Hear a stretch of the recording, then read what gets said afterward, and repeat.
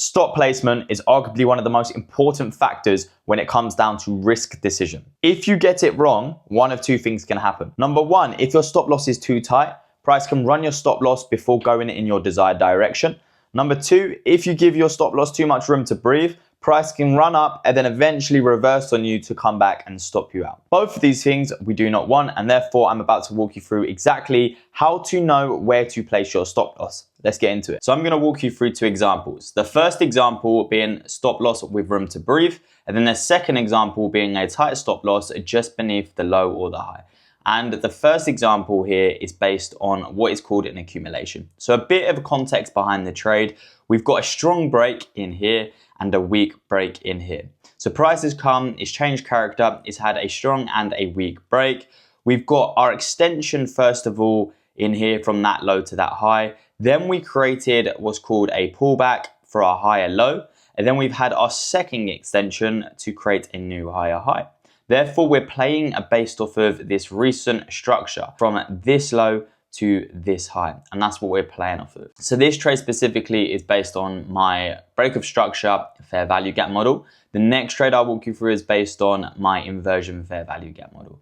Now, based on this, you can see the price offered us a nice little sweep and then a run up to create that new structure, right?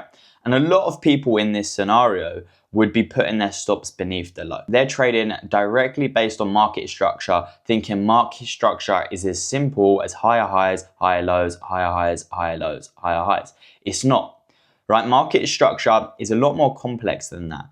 When there is areas of imbalance beneath a key structure level, it can be used as a target for liquidity, because we full well know a lot of traders place their stops beneath high and lows. So the market can potentially come down to run people's stops first before the move actually happens. Hence why you guys are always getting stopped out before the move actually occurs. So let's play price out and we can see price come into our entry level. Price comes into our entry level. Now, boom, we've been triggered in the trade. Now, a lot of people who would have had their stops literally just at this low in here would have been, if I continue to play price out a little bit more, stopped out. All right, stopped out, and then lo and behold, price starts to pull in the direction. No surprise there. And this happens and it's very frustrating to a lot of people on a day-to-day basis. Whereas if you had your stop covering the lower area of imbalance from the first leg, you would have been covered. So the key principle here to notice is when there is an imbalance above a structural high or an imbalance beneath a structural low, you need to cover that with your stop loss. Just because price could go for a run on the liquidity before the move actually takes place. So because we covered ourselves on this trade, you can see that if we played price out even further, right, it nearly hit TP, it edged it, came up again, and it retested entry multiple times before, boom, going towards TP and smashing it. So this is a trade that you would have probably beat yourself up at because you got stopped out and then the price came and it hit your TP. Now I'm going to walk you through a trade where you can have your stop loss at the structural point and not above or below it. Now this is the stops at the high inversion fair value gap entry model. Now this is a scenario where we wouldn't need to place stops actually above the high and giving it room to breathe. We could put it just at the high. Now I'm going to post a screenshot. Funny enough, this is a trade that I caught. I sent it to my members and I updated them as the trade played out. So I'll put that up on the screen somewhere just to show you guys that I actually execute this position. The other position was just an example. Now from this high to this low, that is our bearish push. That is our bearish leg to the downside.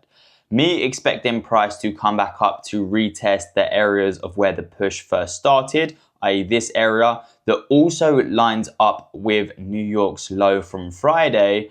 I'm expecting price to come into that area and mitigate the 5-minute fair value gap that it left, which it did. So now let me zoom in and actually show you guys how we found the entry and why I put my stops where I put my stops. If price was to continue going towards the upside, we should have seen it mitigate this and react from that level to smash through the 5-minute POI. But it didn't.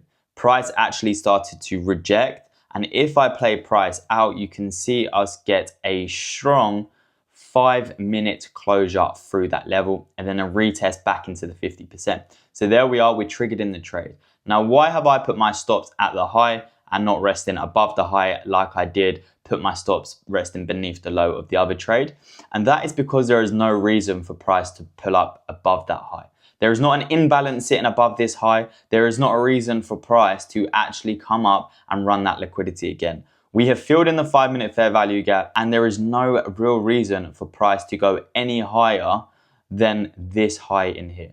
Because if price does come back up and run that high, the chances of it going to fill in higher levels of imbalance from the move that happened from NFP all the way to the left in here is significantly high. So stops can go there, because it wouldn't make sense for us to have a huge stop to cover all of the imbalance up here, right? It just wouldn't make sense. So we're keeping our stops nice and tight on this setup. If it does come and stop us out, it's gonna go back and rebalance the whole entire move, which isn't what we want. Therefore, we take the trade solely based off of this entry in here, the 5-minute closure, the retest back into the 50%, and we trade price down. And as you can see, price went and smashed our take profit instantly. Now I'm about to show you exactly why you don't have extended stop losses on these type of setups where it could be a potential change of character and where there's much higher targets towards the upside to achieve. And that's because if we was to, let's say, put our stop loss with a bit of room to breathe on this trade, then if I play price out a little bit further, guess what happened? As soon as we ran RTP, it started to reverse. Now it played around for a while, so I'm just gonna skip straight to what happened. There you can see it, price would have came back to stop you out.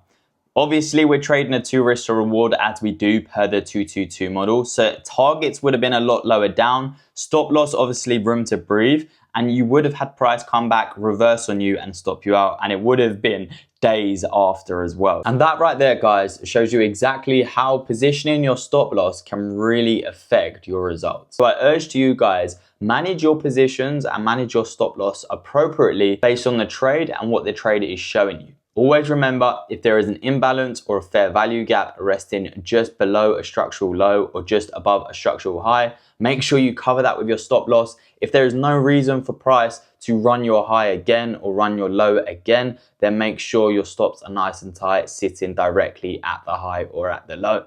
And if you enjoyed this video, if you got some value, please make sure to drop a like and subscribe. Also comment down in the description what you want to see next, and I'll see you in a few days.